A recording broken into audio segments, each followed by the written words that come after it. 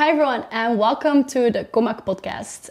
Today we're going to talk about Palestine and the hypocrisy and complicity of our Western governments, but also on what we students can do to stop this current genocide and the role of the boycott, divest and sanction movement that has been gaining a lot of traction the past year.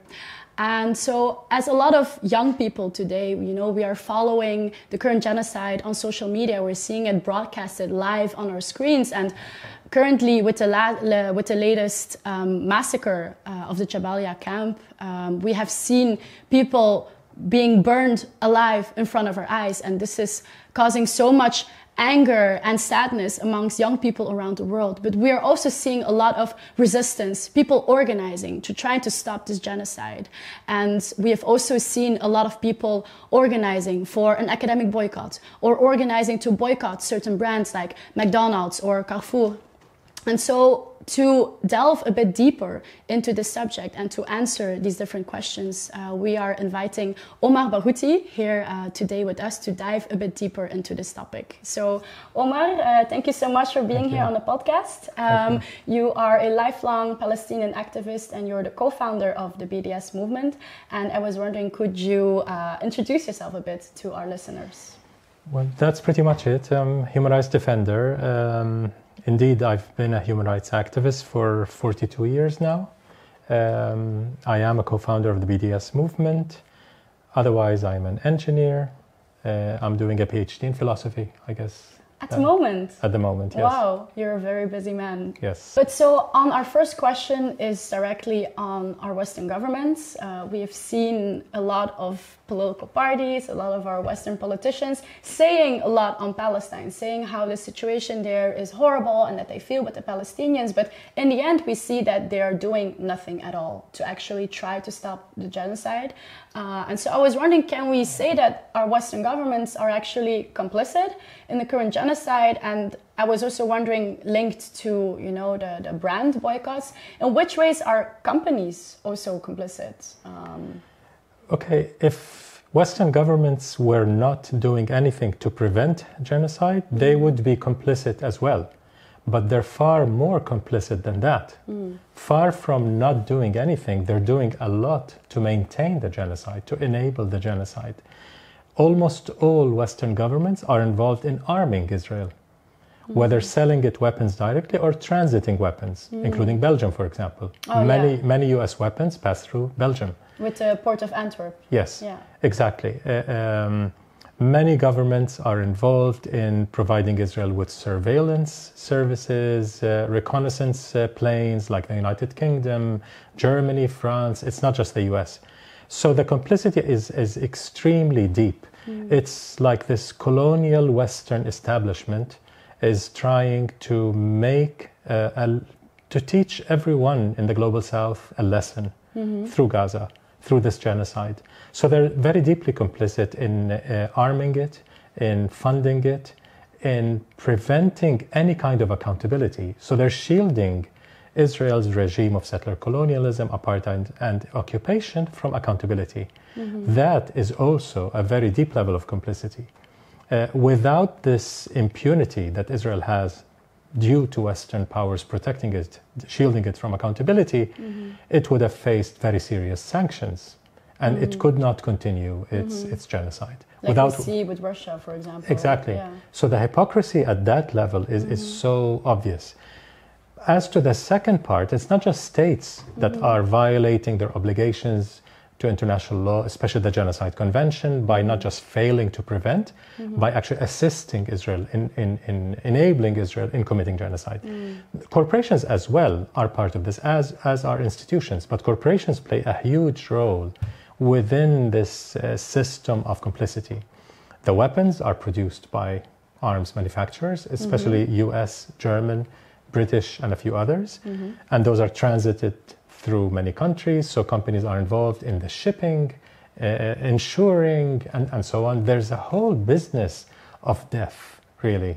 The genocide of Palestinians is very profitable to the banks financing those arms companies. There's so many banks that are really profiting from the genocide. And you have companies like high-tech companies that are also involved. The artificial intelligence enablement of Israel's genocide, of targeting the mass murder machine that Israel is using, has a lot of high-tech companies involved in it. Amazon, Google, Microsoft, Oracle, Cisco, and others. So it's at many, many levels how companies can be complicit. Even companies like McDonald's, with their branches in Israel, offering Israeli soldiers committing genocide free food. That's enabling, that's supporting genocide. So far from preventing, they're doing much more to enable genocide. So you're saying that a lot of these private companies, that they are profiting from not only the current genocide but the past colonization? Absolutely. But in what ways are governments then profiting from this, since they're not private companies? But I must assume that they're profiting in some way, otherwise they would not support this. Of course. The Western colonial system, which likes to think of it as liberal democracies, treats the rest of the world as a place to exploit, to use the resources, to pillage the resources of the global south, whether Latin America, Africa, or Asia. That's how they deal with that area, as a place where their companies can go in and grab their wealth, basically. And it's been going on for decades. Now, the system of international law that has existed since World War II was meant to have peace and security, but enabling this pillage, this imperialist pillage of the global south. So it has some positives, but it has a lot of negatives. So those governments are basically trying to continue to entrench, to maintain that system of grand theft, basically. Why are Palestinians, why is Gaza relevant to this global system? Yeah. As Colombian President Gustavo Petro said, as early as October 2023, he said, Gaza is only the first experiment. They will treat us all as disposable. And he was referring to peoples of the global south, if they get away with this. So he was saying democracy is dying, fascism is rising, and unless we all put a stop to this, they will treat us all as disposable. And indeed, this is something the BDS movement has been saying from day one. This genocide, first and foremost, targets Palestinians, but everyone, most of humanity, will be affected because they're setting a new might makes right order, basically. That powerful countries can destroy, can exterminate masses of disposable, unwanted, racialized communities, basically. So it's Gaza today, who knows who's next? So indeed, like, Gaza is the experiment and we cannot let this happen. So what should we do? We have to stop this complicity. And so BDS is playing a crucial role in this. And I was wondering, could you expand a bit more on that? What does BDS do? What is its purpose and what impact has it had already? Okay, well, let's start with the basics. What is BDS? BDS is a global movement led by the largest coalition in Palestinian society, both inside historic Palestine as well as in exile among the refugee communities. BDS was launched in 2005, inspired by the South African anti-apartheid struggle, the US civil rights struggle, among others. Basically, it calls for ending Israel's occupation, ending its system of apartheid, and the right of refugees, Palestinian refugees, to return. Palestinian refugees, including internally displaced persons, refugees within their own country, make up the absolute majority of Palestinians. Over 2/3 of Palestinians are refugees. So the issue of right of return for refugees, which is stipulated in international law, is the most important right. So to achieve those three rights, ending occupation, ending apartheid, right of refugees, we've called for ending state, corporate, and institutional complicity in Israel's regime of settler colonialism, apartheid, and military occupation. How do you end complicity? Through boycotts, divestment, and eventually sanctions. Boycott can take many shapes: academic, cultural, sports boycotts, military embargoes, although that might be seen as a sanction, but there's so many forms of boycott that people can do and get involved in, trade unions and others. Divestment is also extremely important because many funds are invested in companies that are enabling Israel's genocide and underlying system of apartheid. So for them to divest, whether universities, hospitals, trade unions, city councils, It's extremely important. Like in Belgium, several city councils, especially in Wallonia, have divested and have announced themselves apartheid-free zones. Have said they will not deal with apartheid, which is a very welcome step, as have several city councils worldwide, in the Spanish state, in Italy, in Brazil, and so on. So, and then sanctions. The S comes after the B and the D, because you have to build a lot of people power to affect policy. So the theory of change in the BDS movement is from the grassroots to the grass tops. To affect policy change, you have to build power from underneath. You can't just jump. It's not lobbying politicians that will convince them to change policy. It's power. It's people power that will convince politicians to change policy. So that's in a nutshell what the BDS movement is about. Now, has it had an impact? Absolutely. Over the last 19 years, BDS has been, at least for the last 10 years, perceived by Israel's apartheid government as a strategic threat. That's how they call it. And since 2016, they're saying it's a strategic threat of the first order. So they view it as an extreme threat. Now, how can a non-violent, anti-racist movement like BDS, based on international law, universal principles of human rights, become such a massive threat to a nuclear power like Israel, that is supported by the colonial West, by the United States, the only empire in the world, and the entirety of Europe? How can it see this non-violent movement as a strategic threat? Because the movement has a consensus of Palestinians behind it.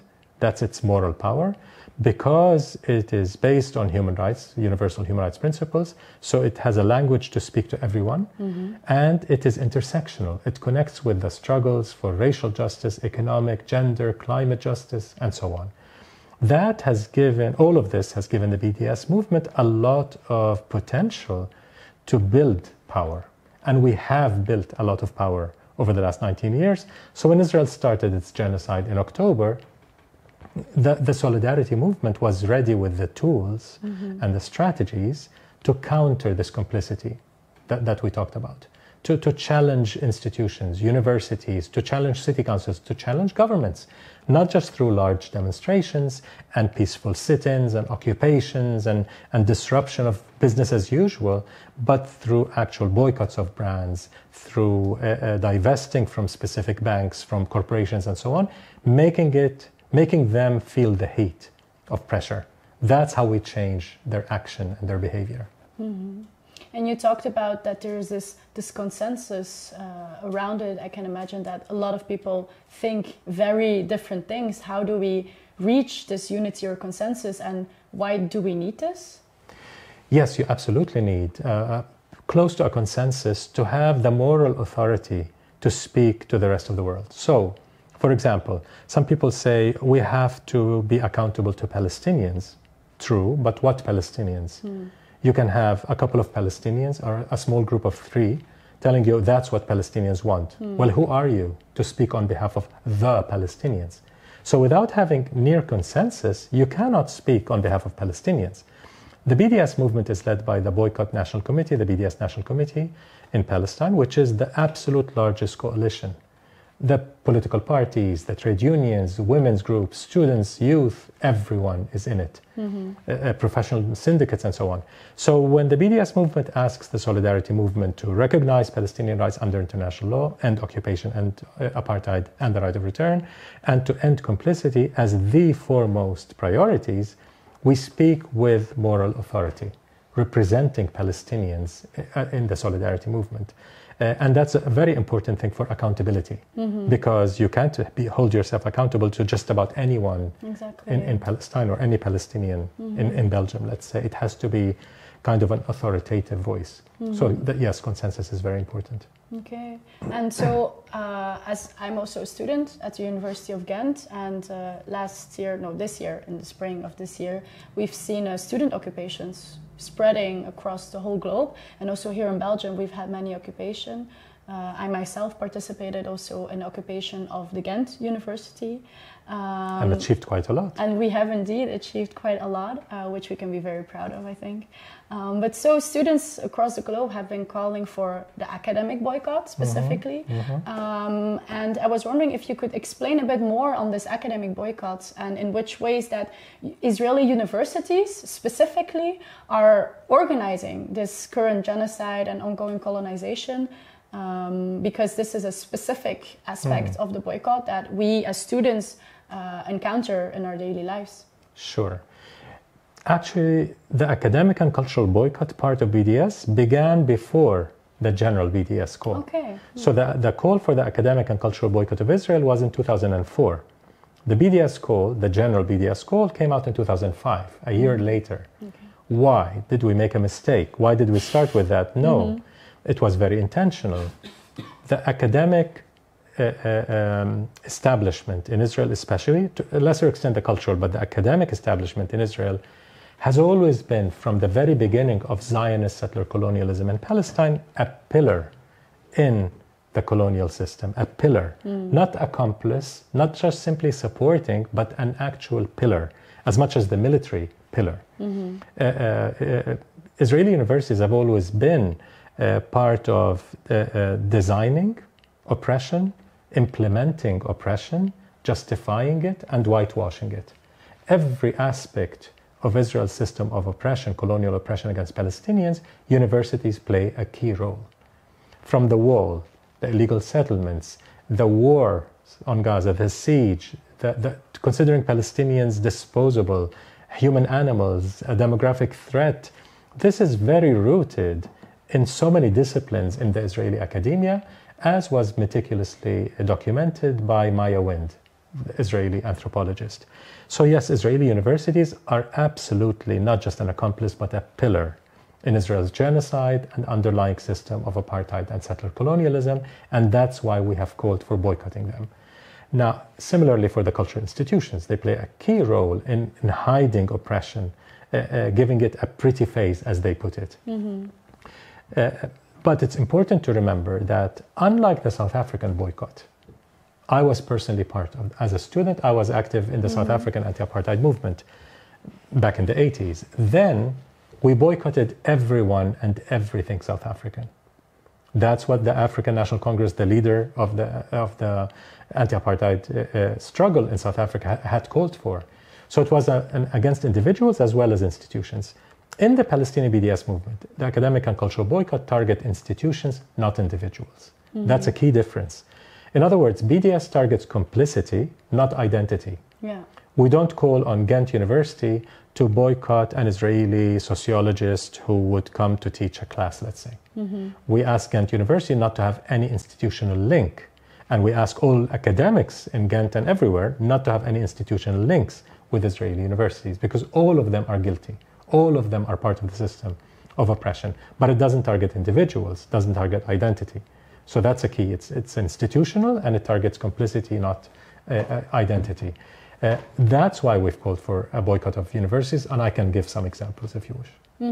Yeah, I was also wondering if you could explain what these institutional links look like. Then is it a bilateral connection that our university has with an Israeli university, or are there bigger partnerships on a bigger global level that they participate in? And as I've heard also from other people who ask, for example, if Ghent University has a collaboration with, let's say, people researching cancer, in an Israeli university. Is it then a good or bad thing to cut these ties? What should we do as university community? When an institution itself is so criminally complicit in war crimes, crimes against humanity, and genocide, if part of that institution is doing good research on something, that is not enough to exonerate the university itself. The institution itself is so corrupt and so playing such a horrible role in destroying Palestinian lives and livelihoods. So even if they're doing a project that's good, that's not good enough. That's not good enough. The institution must be boycotted. So having cancer research, as you said, with a university in Israel, while this university is developing weapons and developing the technologies for destroying Palestinians, exterminating them, committing genocide against them, this research on cancer is used to cover up that much bigger involvement of the university in war crimes and crimes against humanity. So this small, relatively, research, which is good, is covering up a huge complicity in crimes. So this should not happen. Cancer research should continue somewhere else, not with Israeli universities. They're not in any way unique, because they're deeply involved in the development of weapons and the ideologies and the doctrines used by the military in justifying the mass destruction of Palestinians, including children. So what Israel did yesterday and last week and every week since the beginning of this genocide, burning Palestinians alive, men, women, and children, live streamed to the world, and it's not like they care. They have complete carte blanche from the US and the EU, and the UK, total impunity. That is what universities are enabling. So the cancer research cannot begin to neutralize that horrible harm that universities are doing. Okay, and so let's say that Ghent University or other universities decide to break their ties with these Israeli universities, and this is an academic boycott on the level of this certain institution. What impact does it have? Is it just a symbolic impact, or does it have a real impact in Israel when universities call to end their cooperation? There are two indicators. First, that Israeli heads of universities are in total panic because there are tens of universities in Europe, in the US, that have begun, South Africa, in Brazil, in elsewhere, that have begun to take action against Israeli universities, cutting ties, and as you had alluded, also addressing multilateral relations like the Horizon program in Europe. It's not just Ghent with Israeli universities, it's also the European programs, research programs like Horizon, including so many universities in Europe as well as Israeli universities, and giving the Israeli universities hundreds of millions of dollars. Part of it goes to the military, by the way, and so-called security and dual use research. So is it symbolic or is it effective? It's extremely effective. Israeli academia depends enormously on its research relations with universities in the US and Europe. Without them, they cannot continue their complicity in crimes. So when Ghent University sets a precedent in Belgium, let's say, cutting relations with Israeli universities, first it sets an example for other universities like KU Leuven, like others, to follow suit, to follow that inspiring example, and across Europe. So it's showing the Israeli university system, the establishment, you are paying a price for your complicity in genocide, in war crimes, in apartheid. You shall pay a price, and we are beginning to exact that price from you. So it's not symbolic only. It does have a very real effect on them. We are seeing one report after another that senior Israeli academics are leaving their universities, are going elsewhere. So the brightest minds in Israeli universities are emigrating. Because of this academic boycott? Partly because of the boycott. They see there's no future for those universities. They will be isolated worldwide, like South African universities were isolated. And South African universities were among the very top in Africa. But they were isolated. They became much, much weaker, and academics started leaving. That's when the system began to collapse. So the universities begin to see this collapse in the horizon. The high-tech businesses, they're going down the drain. Israeli economy is really collapsing, as senior economists are saying, and so on and so forth. This has a collective impact on Israel's settler colonial society, that you can't get away with murder. You cannot get away with genocide. You shall pay a price. Exactly. And so you mentioned Horizon, but could you explain a bit more? What is Horizon exactly? And so Israel is in this collaboration. Yes. How come this is not a European country? How come exactly? They are It's the favorite colony of the West, Israel. So it gets this red carpet treatment, a VIP treatment of sorts, basically. Of course, Israel is not European, but it's part of Europe in everything, from sports to research to everything on earth. Israel acts and is welcome by European governments as part of Europe. So, and it's not just part of Europe. Israel gets more from this Horizon massive European research funding. Israeli universities get much more than the absolute majority of European universities. So it's not like they're a minor player. They get a lot of money, European tax money, for research programs in Israeli universities. If the same money is spent on, let's say, Palestinian universities, Palestinian universities would by now become world-class in research. Okay. If you spend hundreds of millions of dollars developing research on any university system, you bring it up to a very high level. But so if I understand, Horizon is this European platform of cooperation between different European universities. Yes. And there is then a big pot of funding. Yes, by European states, yes. And this is how Israel gets access to... That's how most of the money in running Israeli universities, most of the money comes from Europe. And so we've also heard the calls of people asking, demanding that Israel gets put out of Horizon. Yes. What do you feel about that? Is that the path that we should go Absolutely. The University of Barcelona in Catalonia was, I think, among the first in Europe to call for cutting all links between Horizon and Israeli universities because of the proven record of their complicity in war crimes, crimes against humanity, and genocide. And after that, several universities have called for the same. So I think this is a very important demand. We should pressure universities to divest, to end financial ties to corporations that are enabling war crimes, crimes against humanity, to boycott academic institutions in Israel, and to pressure Horizon to exclude Israeli universities and Israeli entities. It's not just universities. The Israeli police, which is on the record committing torture, a crime against humanity, against Palestinians, was at one point benefiting from European research money. The Israeli police was being brought in to teach European police forces techniques. Imagine the impact on Belgian police and Spanish police and French police. I mean, especially the French police. I mean, they're violent thugs without the Israeli element. Imagine with Israeli training what could happen, or the German police. Yeah, it's pretty scary. So when President Petro said Gaza is an experiment, Palestine is an experiment for the West. That's where they do their dirty experiments. Their dirty laboratory is done on our bodies, and Lebanese bodies, and Syrian bodies, and so on. That's where the West gets to experiment. Not just weapons, not just technologies, doctrines, racist doctrines that if they pass, they will use them elsewhere. European history should make everyone worried.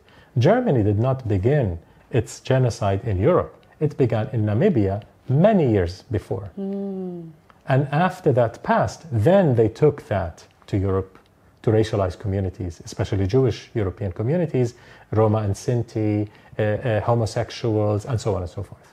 So if I understand correctly, you're saying that the West is actually using Palestine as an experiment field to not only try their weapons, because Israeli weapons are known for being tested and trialed on actually Palestinian living bodies, but also doctrines, ideologies, surveillance. It's the security state. Israel is the model security state. And so they're trying it there to then, if it works, to import it in the West, actually. Exactly. That's insane, actually. And that's what President Petro meant by they will treat us as all disposable. They'll create those big, massive fences to surround undesirable populations. And Naomi Klein, the Canadian prominent author, has written about this as well, how they see Israel as an experiment for the rest, for the tiny minority in humanity that wants to control the rest of humanity with surveillance and the security state and so on. And so on the academic boycott, we see that amongst others, Ghent University, but also other universities, they have pledged to cut all ties with Israeli universities. But in the last couple of weeks, we have seen that there is a possibility that Ghent University and other universities are trying to get loopholes. To try to still cooperate with Israeli universities. For example, there is a possibility to make the Israeli partner or the Western partner an affiliated entity, so like a third partner. Therefore, they're not bound to legal obstructions and human rights. And so therefore, there would be a possibility to still keep on cooperating with Israeli universities. And so I was wondering, how do we deal with that situation? Because on the one hand, we are happy that they have pledged to cut these ties, but on the other hand, if they try to backtrack and not actually do it, what do we do in such a situation? I mean, to me, as a non-European, it's the typical story of European liberal democracy, Euro-American liberal democracy. Politicians promise all sorts of things, and when elected, many of them betray their constituencies, and they follow the lead of companies and banks and financiers and their lobbyists and so on. Not the people who elected them, right? They betray. Yeah. So they get the workers to vote for them because they'll have better working conditions. And when they're elected, they try to bust the unions. This happens all over the place. It's not just Trump and the far right and the fascists who are rising in Europe. It's the Social Democrats in Germany, and it's, you know... In Belgium as well. Yes, exactly. So, I mean, it's all over. So universities are no exception. This shows the limit of liberal democracy. That when even academic institutions, the managers, the rectors, the vice chancellors of academic institutions cannot respect agreements that they've had with student and faculty and staff leaders and the unions in some cases and so on, what does that say about the democracy within those institutions? That they're becoming far more corporate, far less democratic. And the solution in the general public, as in institutions, is the same. More power. It's not enough to have the ethical argument. It's not enough to have the legal argument.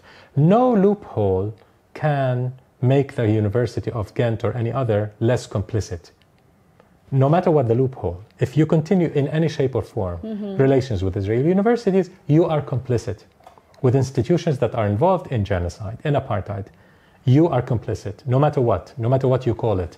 And Europeans are very creative in creating those technocratic names and paths and routes. I mean, that's what Europeans excel in, creating those categories where they hide their crimes. That won't convince anyone. But how do we face it? Increasing pressure. So if pressure worked the first time, then we need more pressure to hold them to their word, because otherwise they will not respect their promises. So to hold them accountable, to make them accountable, we need to escalate. Now, by escalating, there are many ways. If you have a trade union that is strong enough in the university and you can work with them, can the trade union explore legal ways to strike? Can we reach a point where there's a full strike by the union, a legal one, where they can do it? In some countries, unions are more restricted on how they can call for a strike and what conditions and so on. They have to prove that it's work conditions related. I think in Belgium it's a bit more liberal. So unions can get away with strikes. So imagine a credible threat of a strike. The university will listen. They'll go back to the negotiation table, and then you'll tell them, we need verifiable timetable how you will implement our agreement, or else there will be a strike. So we won't take your blah blah, your rhetoric. We need a timetable, written timetable, where you commit in writing to what you're planning to do. Otherwise, we're striking. That's one example. And I'm sure students and faculty can come up with many other examples. Like the occupation, zone, for example. We need to show them a credible threat. A peaceful threat, but a credible, robust threat. That unless you end this complicity, this is not a charitable request. We're not asking the University of Ghent or anyone else for charity. Fulfill your obligations to international law. The Genocide Convention says every entity, every state, every corporation, every institution has a duty to prevent genocide.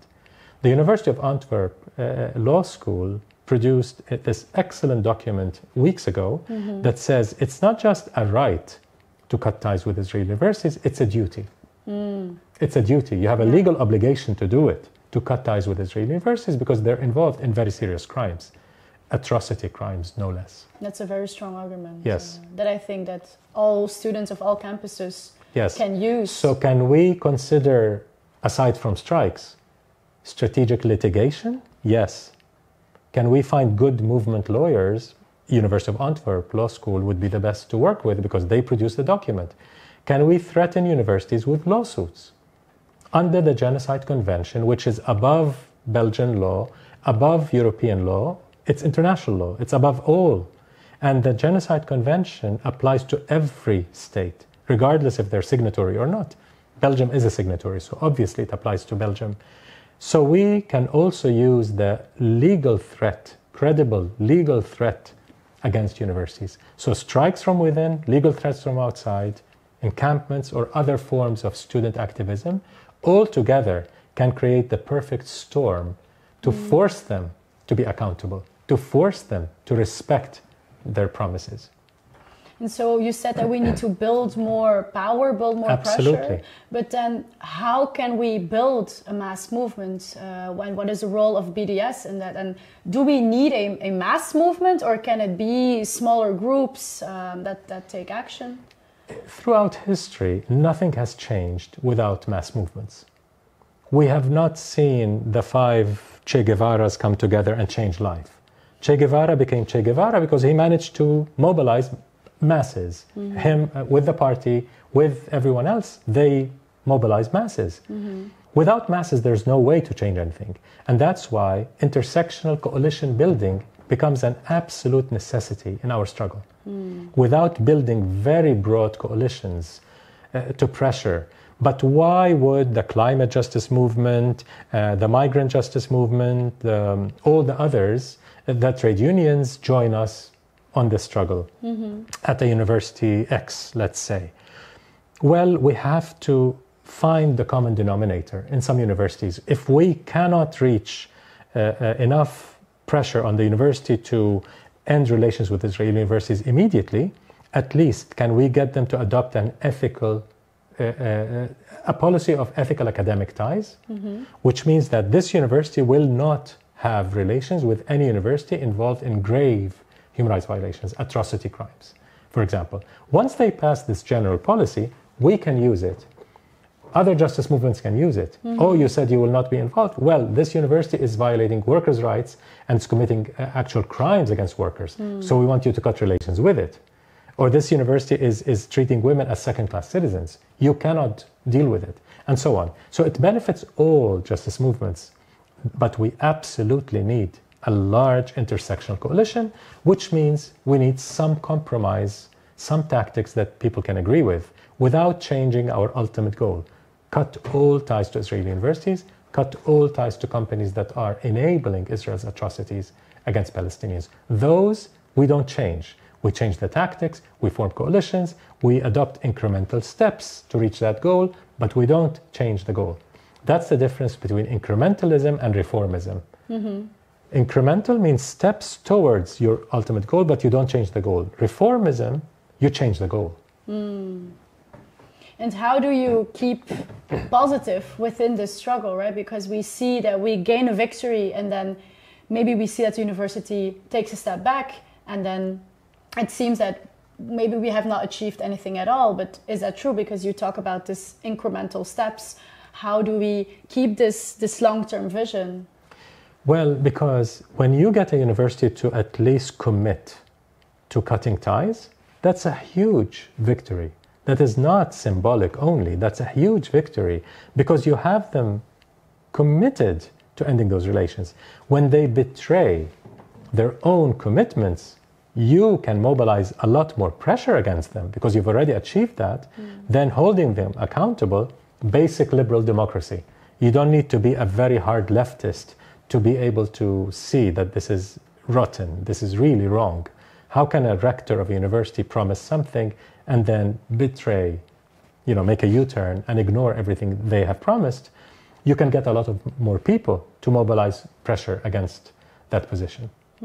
And how do we get all of these different groups around the issue of Palestine? Because indeed, so many people think different things, different action groups have other priorities.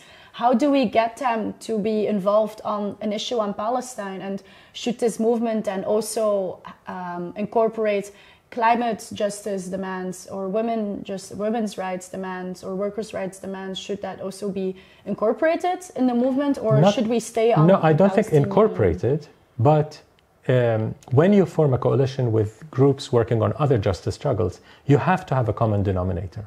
You have to have some points of unity. As I mentioned one, pushing the university to adopt a policy on ethical academic ties that does not have a specific geography. Ethical ties anywhere in the world. If that passes, all of us can benefit. All justice movements can benefit. So rather than you, as a Palestine Solidarity group, having to adopt all the programs of all the justice movements, it's impossible. Yeah. It's impossible because you cannot reach unity. You at least agree on a common attack plan, a common strategy. An ethical academic ties policy benefits us all. An ethical procurement and investment policy benefits us all. So how can we find this common ground where we can all push in the same direction because we all benefit? It's not just solidarity with Palestinians, it's solidarity with yourself, with your own justice struggle. So how to connect those? By adopting those common grounds. And that means you have to compromise on certain issues. You cannot insist on 100% of what you want because then you don't form a coalition. If you want to even plan a big demonstration with trade unions, and trade unions happen to be slightly more conservative than we want them to be on Palestine. So can I push this slogan? Well, the trade unions won't agree, they won't come. Okay, then you negotiate. Maybe a lower slogan, but something on the way towards my ultimate goal, not something that sets me back. Because we always have to be careful that it's incremental steps towards the ultimate goal, or is it reformist? Are we really betraying the ultimate goal? But how do you find that balance between being principled towards our goal and being tactical? That's an art and a science. There is no way to condense it in one sentence. This comes through collective experiences, how to maneuver this. It's an art and a science. It's not simple, but we always have to strive to reach what I call a golden balance between ethical principles and strategic effectiveness. In the BDS movement, we adopt the notion of strategic radicalism, which means that I can be radical and principled, but strategic at the same time. If I'm only radical and not strategic, I end up lecturing, pontificating to my bubble, to the club. I don't reach out to the masses. I don't build a movement. I don't build power. So I don't change anything. I shout and I feel good about myself. I shouted the most radical slogan. Bravo. What have you achieved? Have you built power? How are you going to challenge the powers that be? Institutional power, corporate power, state power. How? Without a mass movement. And if I'm only strategic and not radical, so I'm not principled, I'm strategic in the sense I'm pragmatic. If I'm negotiating, cutting ties with Israel, but the university administration invites us to this beautiful reception, and they give you a seat at the table, and they give you the respect, and they let you speak, but then they agree on something much, much lower. And you feel that, I don't want to spoil the party. They're accepting me, they're respecting me. You're selling out. They're co-opting you. Because you're not being principled, you're just being strategic. So always we have to keep our principles in front of us, always. But how can we be also strategic? Again, it's an art and a science. There is no one formula that applies everywhere. BDS is about context sensitivity, which means every context has its particularities. You cannot copy-paste. What works in Belgium may not work in South Africa, and that may not work in Korea, and that may not work in the US. Every place we have to develop tactics and strategies that fit those particularities. And let's talk about this context, specifically in the Global South, which is another context than the West that we have talked about now. We're seeing that, on the one hand, we have the West who is just hypercritical and complicit. And in the Global South, we are seeing more and more actors, countries taking a different stance, challenging this Western hegemonic order, like South Africa taking Israel to the International Court of Justice. And I was wondering, how do you see this spirit almost of mutiny in the Global South? How would you analyze this? I think there are many things to say, but in the interest of time, I'll reduce it to the point of, since the beginning of the genocide in October 2023, in the BDS movement, we've said from the first moment, this will not stop with Palestinians in Gaza. If Israel and the US get away with this live-streamed genocide, no one is safe. They'll come for you. When they're done with us, they'll come for you. Every small nation, every racialized community, even in the global north, every nation that doesn't have nuclear weapons to protect itself from this savage West will be crushed. Will be crushed. If you don't allow their companies to exploit, to use your resources, your diamonds and your gold and look what they're doing in Africa, for example, they will crush you. They will destroy you. So they want to install a dictator that allows their companies to continue to exploit and continue to pillage their resources. Otherwise, they will treat you the Gaza way. Then Gaza becomes kind of a model for dealing with the rest of the world. So from the beginning, we've said that. Now, there's so many governments. If you listen to the speeches at the United Nations General Assembly, for example, this current General Assembly, one speaker, one president, one prime minister after the other from the Global South have come out and said, the international legal system is collapsing before our eyes because of what Israel is doing. This total impunity that Israel is enjoying because of the US and Europe is collapsing the international system, and we are entering this very dark, long tunnel of might makes right. So every country will want nuclear weapons to protect itself. Then North Korea will become the model. If Israel is the model for the West, North Korea will be the model for the rest of the world. If you don't have nuclear weapons, get them very fast. Otherwise, they'll crush you. What kind of world will we end up with? See where Israel and the US are leading us to a horribly, horribly chaotic kind of world where the powerful destroys the weaker. So I think the Global South, what you called kind of a mutiny, we're seeing signs of states that are not just standing in solidarity with Palestine, they're seeing the danger that we've warned about. They're seeing it. It's happening. They see how Western liberal democracy is in continuous decline, how repression is growing from US campuses to European campuses. Corporations are becoming completely in control of society, installing leaders. Europeans and Americans go and put a piece of paper in a box every 4 years, thinking they're changing something, whereas the corporations and the banks make most of the decisions, what the government does, and regardless who's in power, it seems. So this kind of control that those massive corporations are having, they're bigger than many governments, those big corporations, oil companies, for example, weapons companies. The Global South is noticing this, that this corporate savagery is destroying the world, and we'd better protect ourselves. So we want this genocide to stop, and we want accountability. So it's no coincidence that the UN General Assembly resolution that passed a few weeks ago against Israel called for sanctions. For the first time in 42 years, the UN General Assembly is calling for sanctions on Israel. And it's the first time ever calling out Israeli apartheid. The UN General Assembly never used the A word to describe Israel. Now, after the ICJ said Israel is violating the apartheid prohibition, the UNGA has said the same.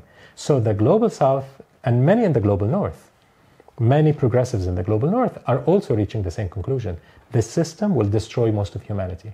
We'd better fix it. Otherwise, yes, this US-Israeli genocide will destroy us all.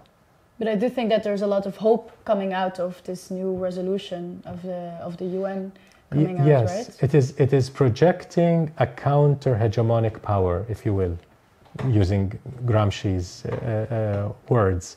So there's this hegemonic colonial West, and then there's a beginning, an emergence of a counter-hegemonic bloc, so to speak. It's not monolithic, it's not homogeneous, there are many, many differences. Some of them are very neoliberal even, some of them are much more left-oriented, progressive, yet they're finding a common ground.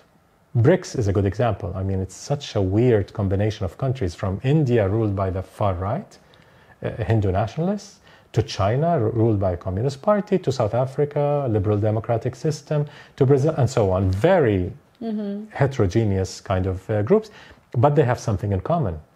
We are sick and tired of the US controlling humanity. US imperialism deciding who gets to die and who gets to live, and which US or European corporation gets to pillage what resource, what wealth. We're sick and tired. That old order, with the hypocrisy on Ukraine vis-a-vis Gaza, we're sick and tired.